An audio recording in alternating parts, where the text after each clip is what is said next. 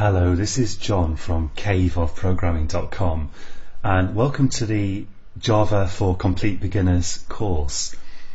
Now originally I made this course with the idea in mind of promoting some one-to-one lessons that I used to give and that I no longer do, and for that reason originally the course was kind of focused on people who are already doing a bit of Java and they just wanted some kind of help in systematically understanding the whole subject. But since then a number of people have commented that it's not really a Java for complete beginners because I hadn't kind of explained where you get the necessary tools to write Java programs, or indeed what a Java program is. So for that reason I've gone back now and I'm adding some videos to the beginning of the course, of which this is one, where I want to explain a bit more about how you get started with Java development, what you need and how Java actually works.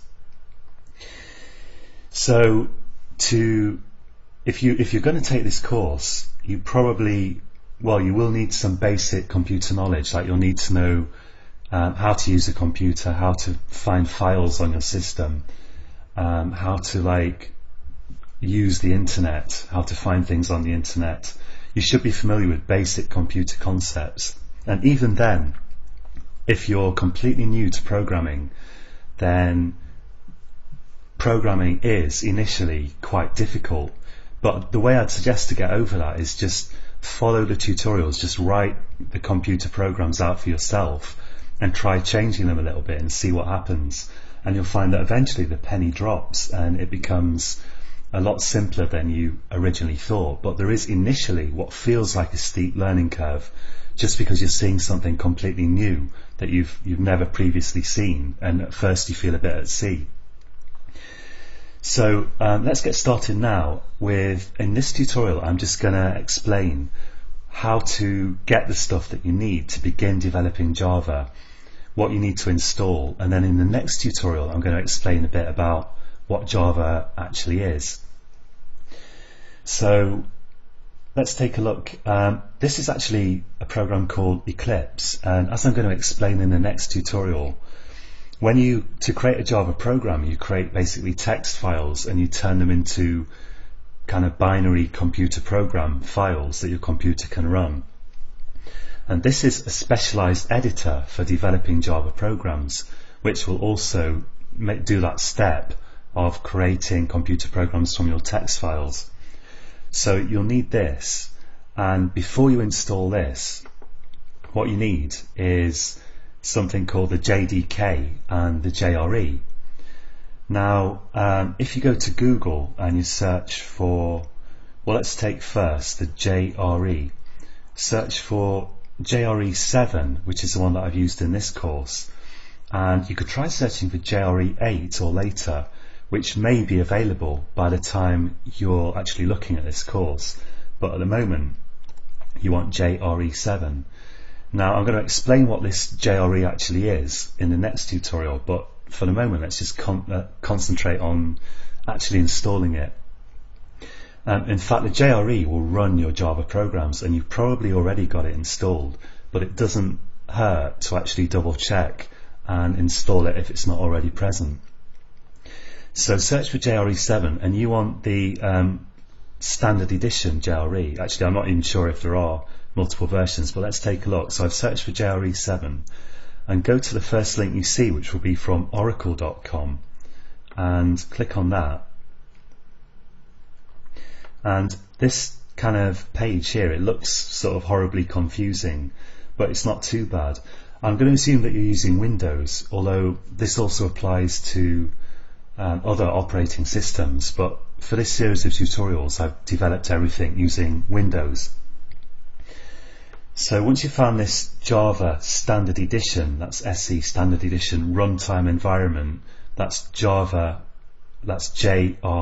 Java Runtime Environment 7 or 8 if it's out, you'll get to a page that looks something like this hopefully, and just look for the installer for your operating system. So let's see, here we've got, for example, Windows x86 online. So if you've got a PC, we call that an x86 system, and you'll see here I've got JRE 7 Windows I'm not really sure what I stands for, 586, Intel 586 I guess, .exe. So just download that and install it. It just installs like a normal program. You should have no problems, and it'll probably tell you you've already got this on your system, in which case you don't have to bother any further. And all this does is it just allows you to run Java programs. So if you're already running Java programs, then maybe you won't need to bother. And you also need to just accept the license agreement here as well. Now once you've got your JRE Standard Edition SE, you'll need the JDK, and the JDK is the Java Development Kit. It's the software that allows you to create Java programs yourself. So if you search in Google for JDK 7, or again JDK 8 if it's out, and you want the version to match the JRE that you've got, so search for, let's say, JDK 7 Standard Edition SE you want, and here at the top link from oracle.com we've got the Java Standard Edition Development Kit 7 downloads, and so that's JDK stands for Java Development Kit.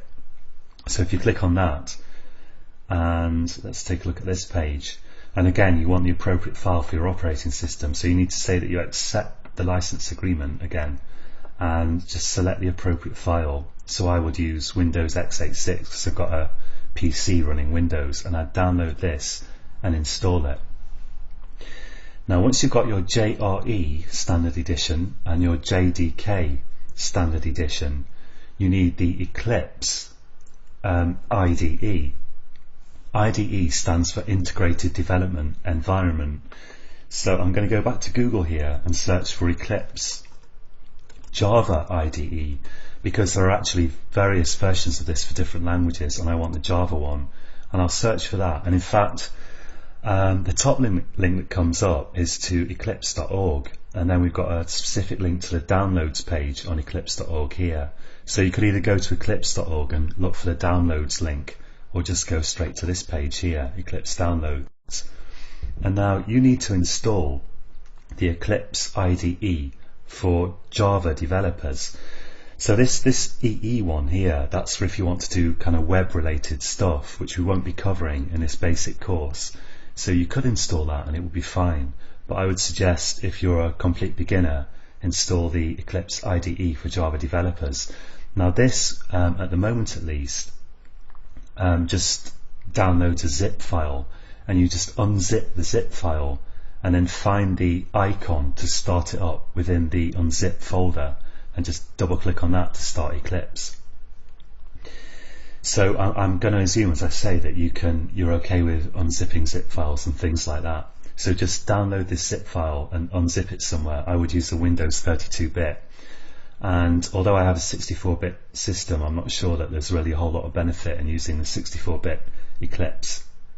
And a 64-bit system can run a 32-bit program no problem. So install probably the Windows 32-bit or the right one for your platform, because I think at least that you can get it for different platforms, but you might have to hunt around a bit if you're using the Mac or something. In fact, I know you can. So there you can change, in fact, here your operating system, install the right one for your platform, and hey presto. Now that's all the software that you'll need to get started, and this is Eclipse running, and Eclipse depends on the JDK and the JRE, so you will need those. But once you've installed the JDK and JRE, you won't have to worry about them a whole lot, because Eclipse will handle using those for you basically. Now if you want to get started with the programming, you could skip forward to the kind of main section of this tutorial series where we'll actually start developing little programs. Or if you want to know more about what Java is and how it works, then I'm going to cover that in the next tutorial. So stay tuned. Well, join me again next time, and until next time, happy coding.